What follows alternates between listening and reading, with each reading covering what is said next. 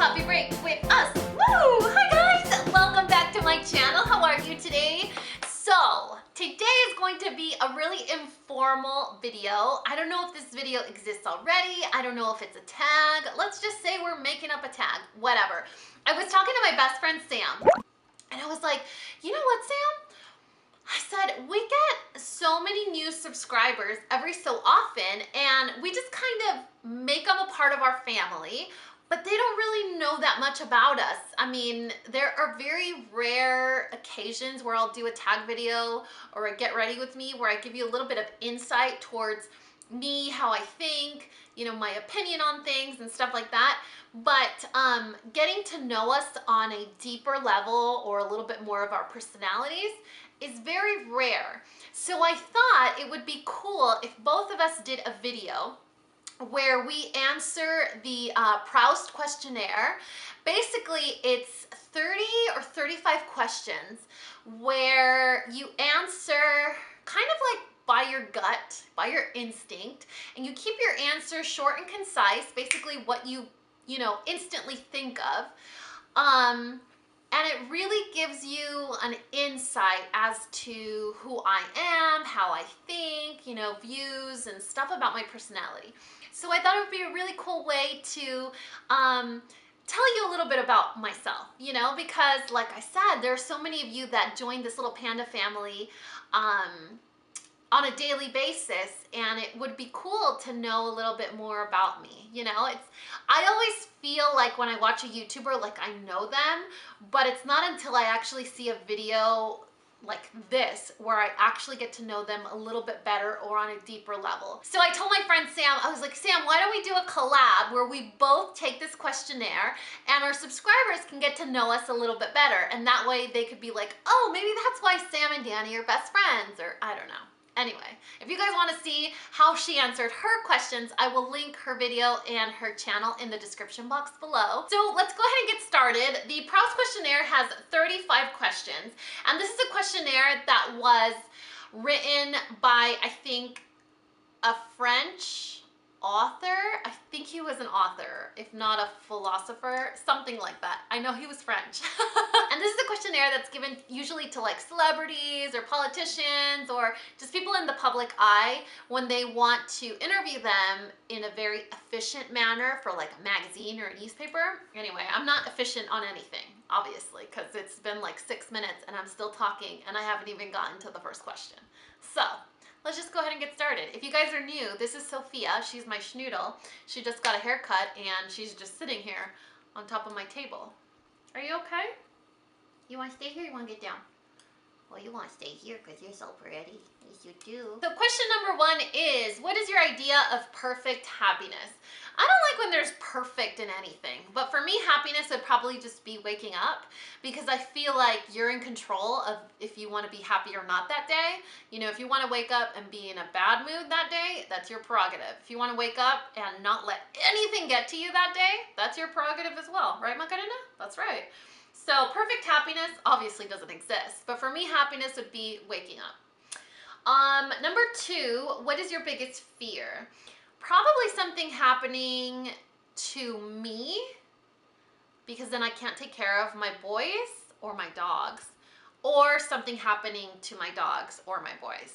You know, anything revolving harm, physical harm, or something that would happen to me or to my dogs or to my sons. That's, yeah, oh yeah. Number 3, what is the trait you most deplore in yourself? Oh, I'm such a pleaser. Like, I'm a firm believer in forgiveness and compassion and kindness, but it's almost to a fault where I just give everyone an infinite amount of chances because maybe they were having a bad day. Maybe they were in a bad mood. Maybe, oh, you know, like, I do stuff to make people happy, but almost to a fault, because I tend to do it for people that take it for granted, you know, so probably being a people pleaser. I think, yeah, people pleaser. Number 4 is, what is the trait you most deplore in others? Entitlement. I hate people that feel like they deserve or are expected to receive, or they have like some sort of thing that makes them better than others, where they can automatically get an infinite amount of stuff, or of forgiveness, or of compassion, or of just someone that thinks they're all deserving. I hate that. I just hate that. It makes me want to grab a shovel. I'm not going to finish that statement because then the police will come to my house. Number 5 is, which living person do you most admire? Oh, probably Malala. Malala Yousafzai. I believe that's how you say her last name. This little girl is everything that I would aspire to be in the next like 30 years. She is brave, she's audacious, she's tenacious, she's strong, she's intelligent, she's courageous, she has a purpose. I mean, it's amazing what this child in her short years has done to accomplish or to give Middle Eastern women a voice. Oh, I can't even tell you. Like, she just makes me proud to be a woman. Like, simple. And number 6 is, what is your greatest extravagance? Oh, I don't know. Probably handbags? And I don't even know if probably handbags. I haven't gotten a new handbag in a while now, but when I do, I make it count. Number 7, what is your current state of mind? My current state of mind is hopeful. I'm always positive, and I think that with big life changes, it's important to stay hopeful, you know, because you don't know what's to come. You know what you've lived, you know what you're living in, but you don't know what's coming. So keeping your mind positive and hopeful, I think anything that comes your way is not going to seem as bad. Number 8, what do you consider the most overrated virtue? Composure. I hate that. Like, control yourself.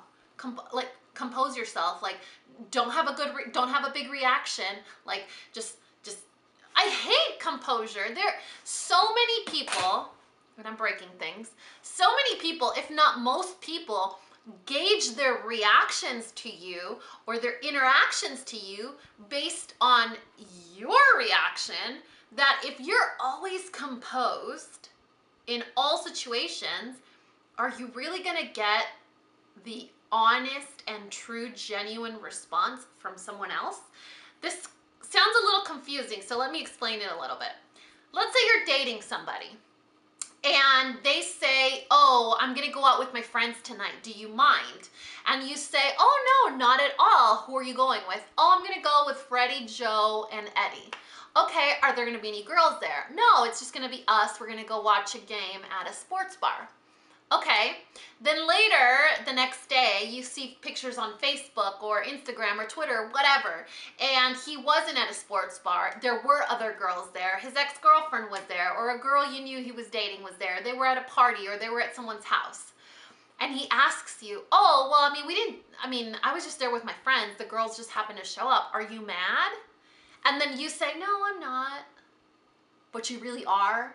Tell that person that you're mad. You don't need to, like, obviously you're not going to go Solange Knowles on him, but you want to tell that person at that time, like, don't swallow it. Don't maintain your composure. Don't always, like, swallow it, count to 10. No, if it bothers you, if it's burning a fire inside of you and it's bothering you, pull that thorn out and tell that person, because you're never going to know what this could evolve into, or it could be a relationship that you need to end, or it could be a relationship that you want to stay in for a long time, but you're going to let this eat at you because you had to remain a lady and compose. No, if you're upset, tell someone that you're upset. Tell them they hurt your feelings. It shows more strength to be vulnerable around someone than to not. You know what I mean? I don't know. I think composure is way overrated. Number 9 is, on what occasion do you lie? Well, let me tell you, I lie to my kids on a daily basis. When, like, it's about that food is spicy, or don't touch that, it's gonna burn, or if you touch that, your finger will fall off, I lie to my kids all the time. But other than that, when it comes to adult relationships, friendships, I don't know, any time like that, I don't. I think I'm honest to a fault, and I would rather just not say anything than to say the truth if it's gonna hurt someone's feelings. Now, if it's gonna keep someone safe, or if it's something important that someone needs to know, I don't care if it hurts your feelings, it's gonna come out. But I feel like I don't really lie. I guess I just don't tell the entire truth if I know it's not important and it might hurt somebody. But I lie to my kids every day. All day, every day. Number 10, what do you most dislike about your appearance? My back. Absolutely 100% my back. I'm so proud of my face, and I don't mean like, oh, I'm so pretty. No. I'm proud of my skin, that I have really great complexion. But if you were to look at my back, it looks like it's like I have an issue. I don't know if it's hormonal. You know, so many people say it's because I take hot showers. I stopped taking hot showers. Other people say it's because, you know, whatever, life changes. I don't know. But I have like bouts of breakouts on my back. So I'm not one that's gonna be going around with like sexy shoulder blades hanging out. But yeah, I don't have the prettiest back. I mean, like, sneak peek. You could see like all the scarring on my back. Whatever. I mean, I don't dislike it enough where like it makes me sad. Whatever, you know. What am I gonna do? 11 is, which living person do you most despise? I don't like that question. I'm not gonna answer it. I don't like talking about people I don't like because I don't spend my time not liking people. If I don't like someone, you're dead to me. Number 12, what is the quality you most like in a man? Being a man. I don't know. I mean, being strong and passionate and compassionate and respectful.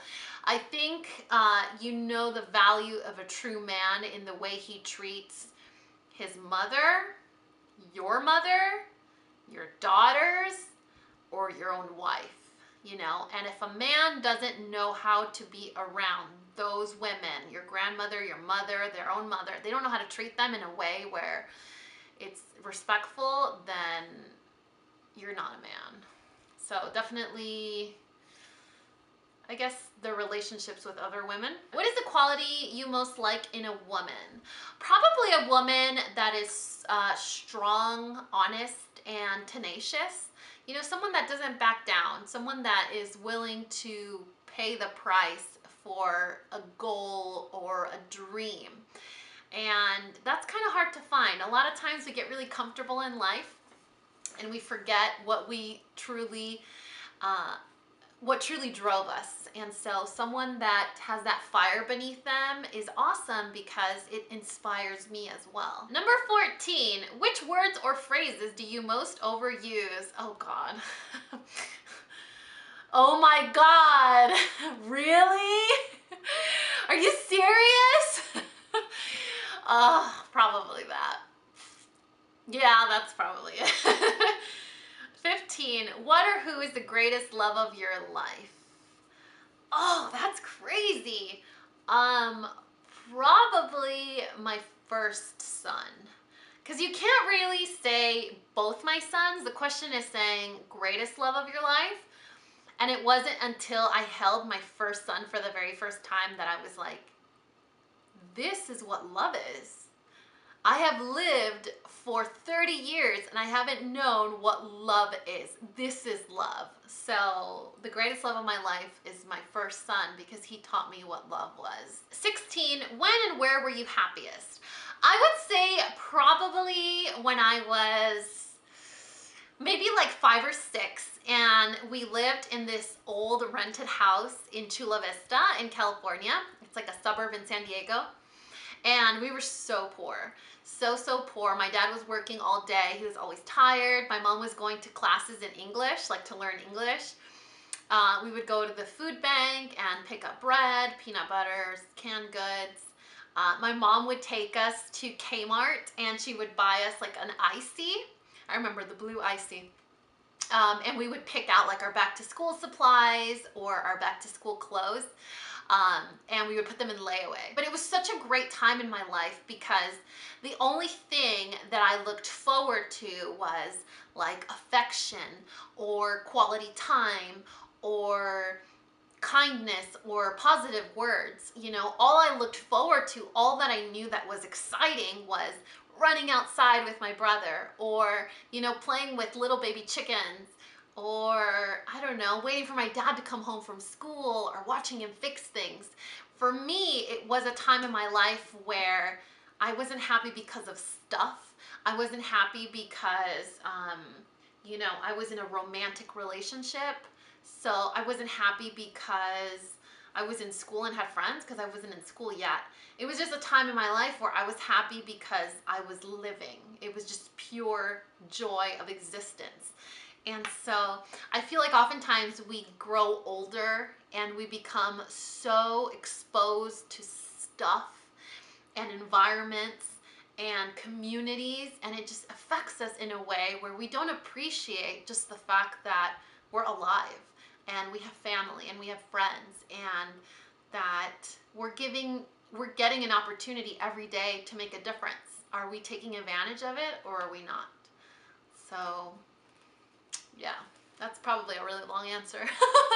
17, which talent would you most like to have? I wish I could sing, you guys, because Lord knows I sing in the shower, I sing in the car, I sing in my office, I sing whenever I get the chance. And the other day, my 4-year-old was in his car seat in the back, and he was like this.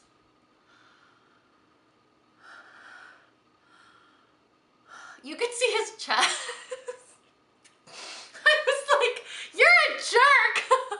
And he was like, Mommy, don't sing so loud. At least wait till you leave my school. You guys, that child, as much as he builds me up and gives me purpose, he makes me feel the worst about myself ever. So probably sing. Because Lord knows I can't sing. Ask my 4-year-old, apparently I can't. 18, if you could change one thing about yourself, what would it be? I hate how many chances I give people.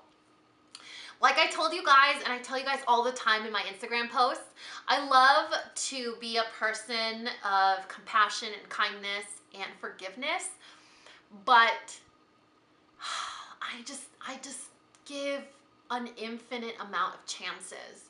You know, and before, when I was growing up, I was the type of person that was like all in, and then you slowly lost my trust or my confidence or my like affection towards you. So I was all in, and then, you know, slowly, and then I was done, I was gone. But now that I'm older, and it's not like you can just quit on things, it's like chance after chance after chance after chance.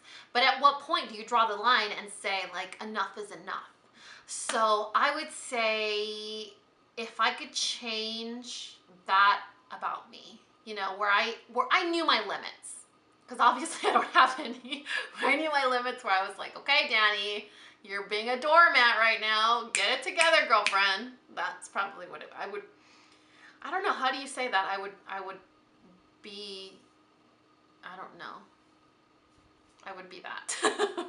19. What do you consider your greatest achievement? Probably being a mom. I don't think it's something that we appreciate enough. You know, we just take it for granted. Like, oh yeah, I got knocked up, I had a baby, and now I'm a mom. Now let's raise this kid and throw him out into the world. It's a hard job, you know, and I think I'm doing a pretty good job at it so far. Almost 5 years and I'm still employed. They haven't fired me yet. Let's see, what number am I on now? 20. If you were to die and come back as a person or thing, what would it be? I don't like to think about when I would die, so I'm not going to answer that. Do I want to answer it? No, I don't want to answer that. 21 is, where would you most like to live? I think I would just want to live wherever my family is. You know, I don't have a connection or a tie or a particular fascination towards a specific place. I mean, obviously back home for me is San Diego, Chula Vista, but Texas has been my home for the last 6 or 7 years. I just want to be where my parents are. I want to see them grow old. I want to be able to take care of them. You know, I want to be able to be there for them emotionally, physically, financially, and just provide for them just like they did for me for 18 years. So I would like to live wherever my parents are. 22, what is your most treasured possession? I don't know. I don't think I have one. It's just stuff. You guys know. I don't know. I'm always like, it's just stuff. It's just stuff. I don't think I have something where I'm like, oh, if I lose it, I would die. Or like freak out or cry. Do I have something? I don't think so. I don't think so. 23, what do you regard as the lowest depth of misery?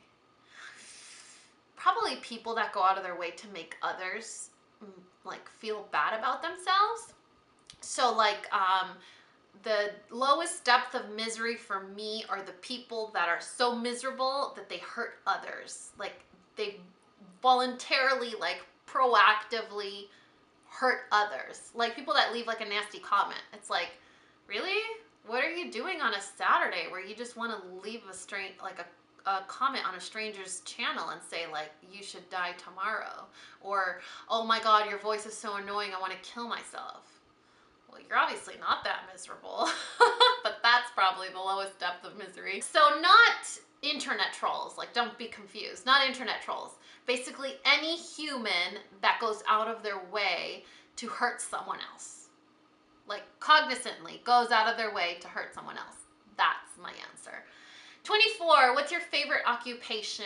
I loved being a teacher. I think teachers are underpaid, underappreciated, undervalued. I think it's a dying art. I think a lot of times people are going into it and they shouldn't be. I really think we need to, I don't know, in some ways campaign towards teachers and figure out a way to appreciate them more, either financially or emotionally, or just be more supportive, because it's an amazing occupation. It's so fulfilling. 25, what is your most marked characteristic? I don't know what that means. Most marked characteristic? Maybe like my loud voice or my giant mouth, my gummy smile. Like, I don't know. I think that's it right there. I make myself laugh and then like I annoy people, whatever. That. 26, what do you value in your friends? I've probably said this a million times before on my channel, but just a real friend, like my friend Sam.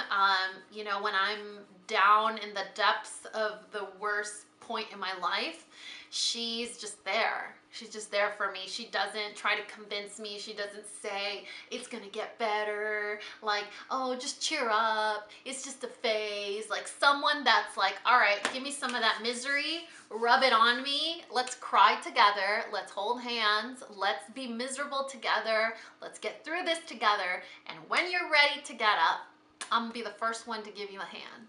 You know, someone that's just, someone that lives partially for you. You know, that when you can't continue to live, they'll keep you alive. That's the most important thing I think that a friend could have, or trait to possess. I mean, besides honesty, because you need honesty in everything. I mean, even from like the most minimal interaction with like a Target teller, like you need honesty. So probably those two things. Who are your favorite writers? Oh man, I have so many. It's like so eclectic too, like Gabriel Garcia Marquez or Gary Chapman, which is like a religious writer. I mean, there's just, it's so varying. What I'll do is I'll list like my top 5 rereads that I read all the time in the description box below. 28, who is your hero of fiction? I don't know. I don't know what that means. Like a superhero? Like a fake character that I like Hello Kitty? I don't know. Number 29 is, which historical figure do you most identify with? Oh, I don't know. I don't want to answer that because I'll probably give like a stupid answer and I haven't really thought about it. 30, who are your heroes in real life? I mean, anyone that advocates for humanity, anyone that protects animals, anyone that, you know, protects refugees, anyone that believes in equality between genders, anyone that believes that women deserve education no matter where they live in the world, anyone that runs into a burning building to rescue a cat or a baby or a person, anyone that is, you know, in a uniform fighting for our country or protecting the city. Anyone that is an advocate for humanity, anyone that's protecting humanity, anyone that's keeping someone safe by risking their own lives is more than a hero in my book. 31, what are your favorite names? Well, I tend to like boy names a lot. Like I really wanted to name one of my sons Benjamin. I really wanted to name one of my sons Max. I really wanted to name one of my sons Valentino. I love the name Alexa for a girl, or America, Jimena. Those are some of my favorite names. Sadly, none of those won in the name debate when it came to naming my sons. 32, what is it that you most dislike? I don't like to see sad people. I don't like to see people that are in pain.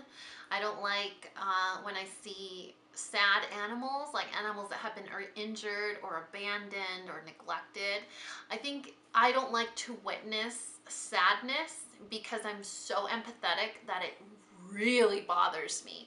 Like when I saw the documentary Hate Rising with Jorge Ramos, which was a documentary that was inspired by the way that Donald Trump treated him, I honestly totally DVR'd this thinking that when Jorge Ramos did this documentary, he was going to like rip all these people a new one. You know what I mean? Like I thought he was gonna be like ferocious.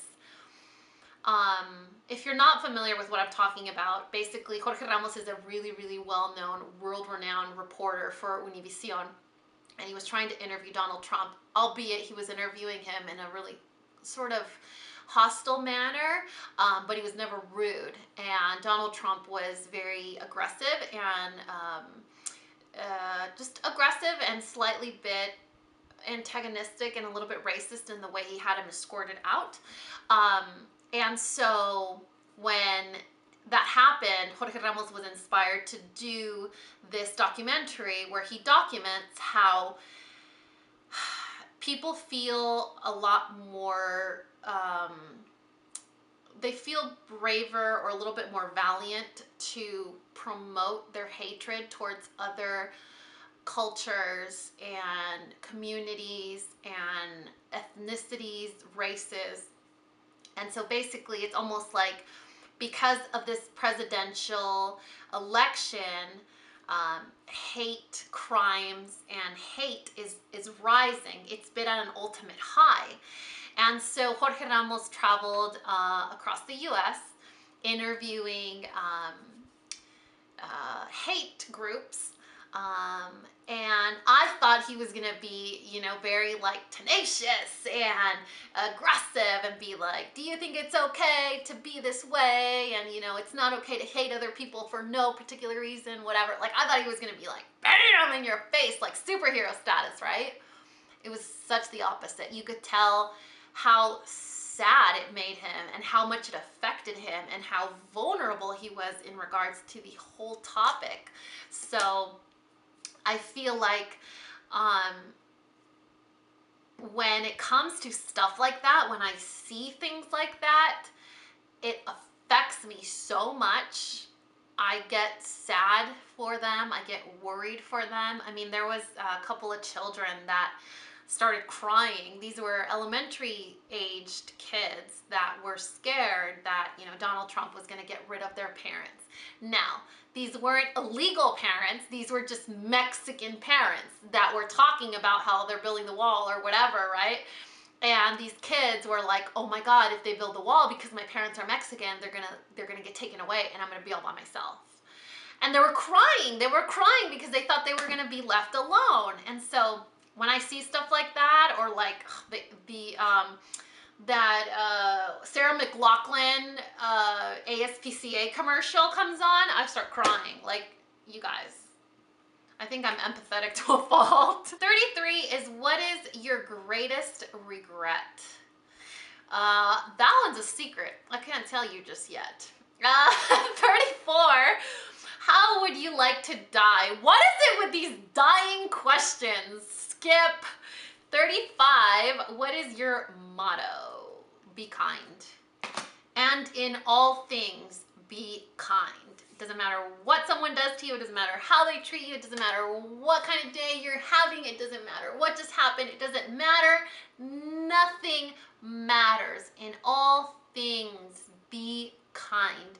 Do all things with kindness. Anything, doesn't matter what it is. Do all things in kindness, and I guarantee that you will rest better at the end of the day. Anyway, that is it for this Proust questionnaire. I really hope that you guys enjoyed getting to know me a little bit better. Some of those questions, guys, were a little heavy, so if anything was a little bit maybe that you don't agree with, I'm just trying to be completely 100% crystal clear and honest and genuine with you guys. This is who I am. So I really hope that you guys will embrace me and embrace this community and be kind to one another. For all of you that are new to this channel, welcome. I really hope you guys will enjoy your stay here. It's a great place to be. Everyone here is really nice, and if they're not, they don't last very long. Anyway, I really hope you guys enjoyed this video. If you guys are interested in the Proust questionnaire, I will leave all the questions in the description box below so that you guys can do it with like your friend, your mom, your spouse, whoever you would like to get to know a little bit better. I will leave those in the description box below, along with my best friend Sam's video and her channel. So don't forget to check her out. And like always, if you guys found this video useful, entertaining, or learned something, please give us a paw up and subscribe if you haven't already. And until next time, this coffee break is over. Bye guys.